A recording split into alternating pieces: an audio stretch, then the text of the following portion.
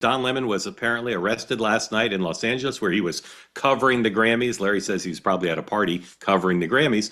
He's hired notable, famed DC lawyer Abby Lowell to represent him. He'd already hired him, but Abby put out a statement this morning, and apparently he may have a court appearance today. This all pertains back to the church appearance that he made in Minnesota that was considered very controversial. Trying to use neutral language. Little church popping. You'll recall that a magistrate, a federal magistrate, declined to issue an arrest warrant last week when they wanted to arrest him, but somehow they went back somehow, and now they arrested him in L.A. And of course, Don will turn all this into spectacular content. Do we know what the charges are? Does anybody know what the charges are? The charges: conspiracy to deprive rights in the conspiracy to deprive rights. If that's a crime, I love too much. Guys, initial thoughts. Here's the New York Times headline. Again, this is just breaking. There's everywhere. But federal agents arrest Don Lemon over Minnesota church protest. Former CNN anchor has said he was not demonstrating, but reporting as a journalist during the interruption of a service inside the church. There are people saying this is going to make him a martyr. It's exactly what Don Lemon will love, and he'll get a ton of content and more followers. But if it ends up with Don in prison, I don't think he'll like it as much. Kevin, just initial thoughts as we wait to learn more. And we'll probably come back to this later in the program. Yeah, I think nobody wants to be arrested. I think some reports are that he spent some time in a LA jail overnight after being arrested late last night in Beverly Hills. But again, this, to your point, Mark, this is what Don's life has become. You know, he kind of ran into some of those congressional offices earlier last year, you know, kind of hoodwinking folks and kind of this man on the street element. So this is a great thing for him that all the leading networks, I'm watching them right now, most of them are talking about this right now, leading off, at least on CNN, obviously. Surprisingly, Fox is the only one not covering it right now. I would think they'd be super into it. CNN, I'm sure they will. They will. CNN, very smartly, I'm jealous, has a phoner with Allison Camerata, Don's fellow Substacker and former morning show host. We'll have to eavesdrop on that. Interviewed him right before this, too. Correct, she was just talking about that. Because they couldn't get Jennifer Rubin. That's why. Larry, initial thoughts on the Lemon arrest? I'm surprised because I predicted this would not happen, and I'll just say no one is above the law, and let's leave it. It's an interesting. I'll add to that.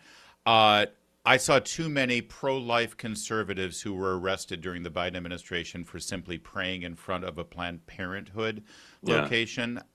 This could very well be the same face law that has language about intruding and impeding people at their place of worship, and it is gratifying to see this law being applied in this way. It's interesting to see. This case will be a spectacle because it involves Don and the president, and Don will spar, and again, Don's Substack will explode.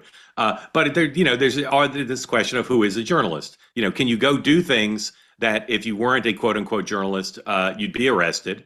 But say, well, I'm a journalist, because anybody with a Twitter account can say they're a journalist, by some definition. So there are some substantive questions here. I need to read you two tweets coming from Team Trump about the arrest of Don Lemon. First, the Attorney General moments ago on X. At my direction early this morning, federal agents arrested Don Lemon, and then she lists 4 other people who I haven't heard of, but I assume so the people in the church, in connection with the coordinated attack on City's Church in St. Paul, Minnesota. More details soon. So that tweet's pretty straightforward. Here's a more cryptic one. We'll put this up. This is from James Blair, the White House Deputy Chief of Staff. He basically runs politics for the White House.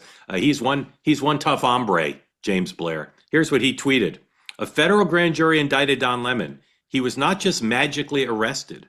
A federal grand jury indicted Don Lemon. He was not just magically arrested. And then he writes the same thing again. If you're watching on the podcast, if you're listening on the podcast, I'm not repeating myself. James Blair is. His tweet is the same 3 sentences, pairs of sentences over and over. A federal grand jury indicted Don Lemon. He was not just magically arrested. Pass it on. Larry, you're a Blair whisperer. Is he making the point that this was done through the normal channels of a grand jury and not political retribution of Pam Bondi and Donald Trump?